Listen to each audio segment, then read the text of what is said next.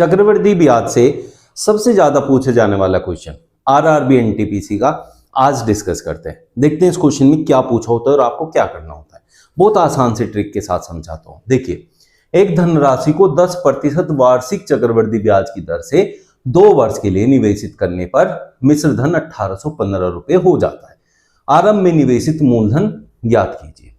तो बच्चों, आप पहली बात को इसको समझिए कि जो आपका चक्रवृद्धि ब्याज होता है वो होता है कि उसमें ब्याज पे भी ब्याज मिलता है। अब यहां 10% ब्याज की अगर बात हो रही है बच्चों, पहली साल 10% मिलेगा, दूसरी साल भी 10% मिलेगा, इसका मतलब 20% तो आपको मिलेगा ही मिलेगा।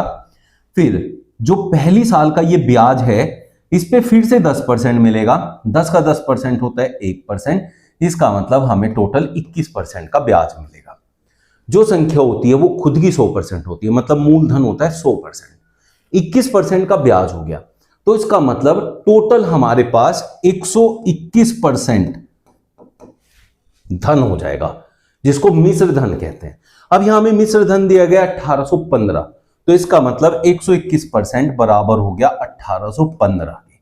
अब अगर 1% निकालना है तो क्या करोगे, 1815 को 121 से भाग कर दोगे, संख्या 100% होती है तो 100 से यहां गुणा कर दो, ये जो है 15 बार जाएगा, तो आपका आंसर हो जाएगा 1500 रुपए। तो आपके पास स्टार्टिंग में जो धन था जिसे हम मूलधन कहते हैं वो 1500 रुपए था। आई होप बहुत अच्छे से आसानी से क्लियर हो गया होगा क्या करना होता है इस टाइप के क्वेश्चन के अंदर। किसी मूलधन पर 10% वार्षिक ब्याज की दर से दूसरे वर्ष का चक्रवृद्धि ब्याज 154 प्राप्त होता है। ऐसे क्वेश्चन को करने के लिए बहुत सिंपल सा आसान सा तरीका समझाता हूं।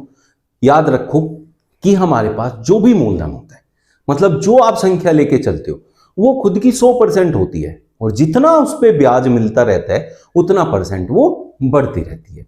जैसे अगर संख्या हमारे पास स्टार्टिंग में क्या बोला मैंने, 100% होती है, पहली साल अगर 10% का ब्याज मिलेगा तो वो संख्या 110% हो जाएगी। लेकिन चक्रवृद्धि ब्याज के अंदर ब्याज पे ब्याज मिलने की वजह से वो परसेंटेज में थोड़ा बदलाव आता है। वो क्या होता है बच्चों, समझो। पहली साल अगर 10% मिला है, उसने कहा 10% वार्षिक ब्याज की दर चल रही है, तो अगली साल फिर से 10% मिलेगा भाई। लेकिन दूसरी साल इस 10% का भी 10% मिलेगा, मतलब 10 का 10% क्या होता है, 1%। तो जो अगली साल हमें ब्याज मिल रहा है 10% तो मिल ही रहा है, लेकिन जो पहली साल ब्याज मिला था उसका भी 10% मिलेगा, मतलब 1% और मिलेगा। तो अगर देखा जाए टोटल 21% मिलेगा, लेकिन पहली साल 10% और दूसरी साल मिलेगा 11%। तो दूसरी साल जो ब्याज मिला है टोटल 11% मिला है, लेकिन उसने ब्याज की जो संख्या दी है वो 154 रुपए दी है। इसका मतलब ये 11% 154 के बराबर है। दूसरी साल का अगर ब्याज देगा तो 11% के बराबर रखना है, अगर मिश्र धन देता तो 21% के बराबर रखते हैं। बस इस बात को दिमाग में रखना है। अब 11% जो है बच्चों किसके बराबर हो गया, 154 के बराबर हो गया। 1% किसके बराबर हो जाएगा, 154 बटे में 11, ठीक है।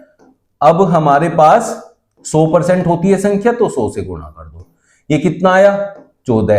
तो 1400 रुपए वो धन था जो आपने, जिसपे ये पूरी कहानी स्टार्ट हुई, तो ऑप्शन ए आपका करेक्ट आंसर होगा। कैसी लगी ये ट्रिक कमेंट में बताइएगा।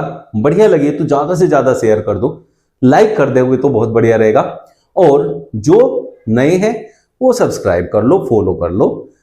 यही आपसे जो है हमारी रिक्वेस्ट है। मिलता है कल फिर नए सेशन में। Thank you.